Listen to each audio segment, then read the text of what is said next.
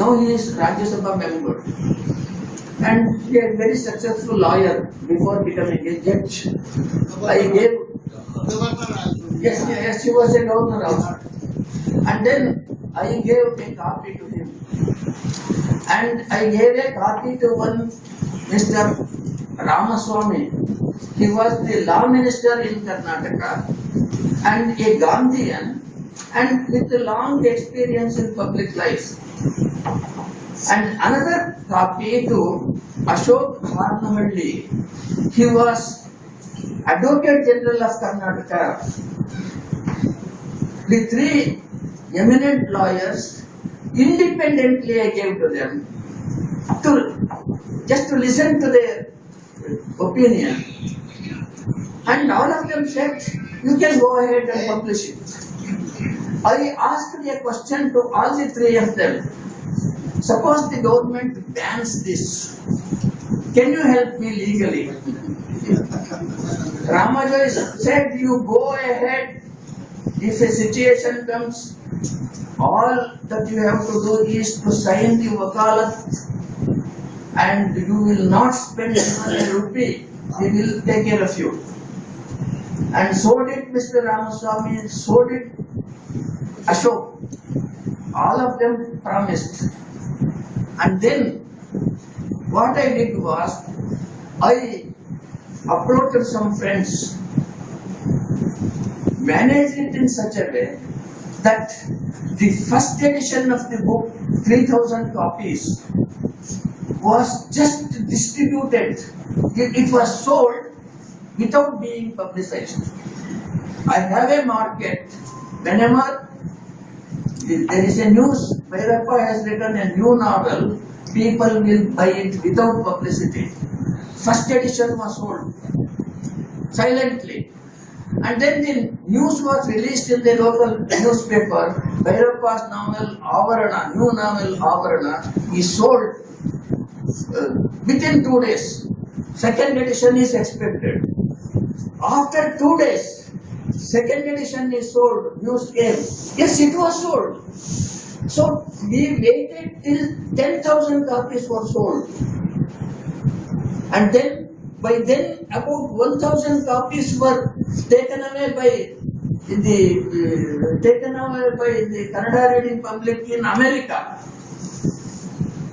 Now, after 10,000 copies have gone into society, even if the government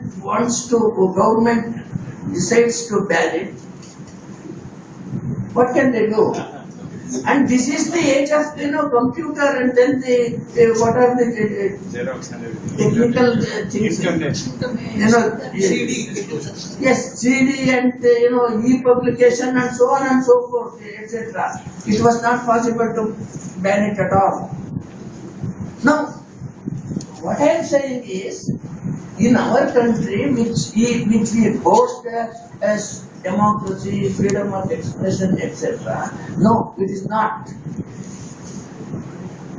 In the case of Salman Rushdie, the amount of risk that the British government took, the amount of effort that the British government did in order to protect the right of a writer, Salman Rushdie, for how many years? More than 2 or 3 years. Kept it in secret, and the Scotland Yard police were giving the support to him. And when that is the situation, Rushdie's book was published, and immediately India government banned it, that the copies would not come to India, etc. What a kind of government it is? What moral courage has it got? It is moral cowardice. You can't protect the right of a writer to publish, to speak. So, all these things were taken. All these precautions were taken. Now the thing is, yesterday I said, when we write historical novels, we must thoroughly read the history. We must understand the movement of the history. And you must understand the real authorities. If you want to write a purely imaginative writing, you say it is a purely imaginative writing. You have every right. But don't call it historical. Don't bring in a historical is a character and then either glorify that character or condemn that character. You have no right. Because various historians have analyzed that character. And if you have the training of history, you also try to analyze that character and then use your imagination. The question arises, if you do like this, where will be the rasa? If you want rasa, search it elsewhere, not in historical characters. What happens is, for ordinary people don't read real history. Ordinary people read novels. And what you write as novel, people believe in it. That is precisely what happens in the case of character like Tughlaq. A playwright, has written Tughlaq with a lot of stage skill, and stage people are very fond of Tughlaq as a play because there is very much scope for acting and then all stage technique, etc., etc. But where is the real Tughlaq in it? That the Tughlaq in the play is a glorified one. It's a falsified one. It is not the real Tughlaq. But in the popular imagination, yes, he represents the real Tughlaq. And all our newspaper people only take that as the real Tughlaq.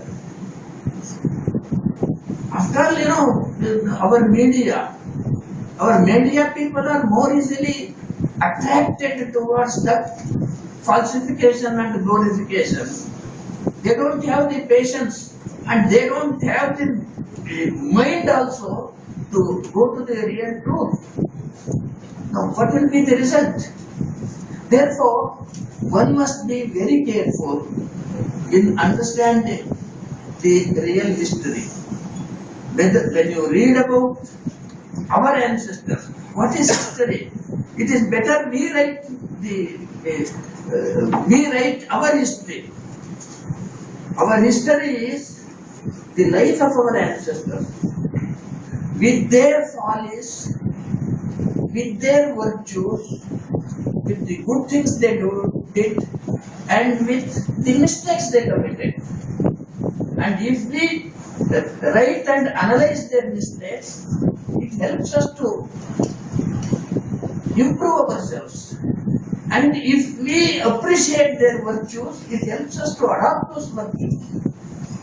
So this is what happens. In the case of any literature, in a sense, there is no difference between literature and then philosophy. You take the history of Indian literature. Vedas are the basis of our values. Vedas and the Upanishads. Even Buddhism and Jainism are the parts of Upanishads. They are the basis of our values. But all of them were in abstract language. And in order to explain the real meaning of the Upanishads, there came a great intellect called Badarayana, who wrote Brahma Sutra. And Brahma Sutra he wrote in such a way, such a succinct manner, that it became very difficult for others to understand, and therefore there came various commentators, acharyas. Even then, it did not touch the common people. What touched the common people were the two great Vedic rishis. They were Vyasa and then Vyasa and then Valmiki. They wrote literature. What kind of literature was it?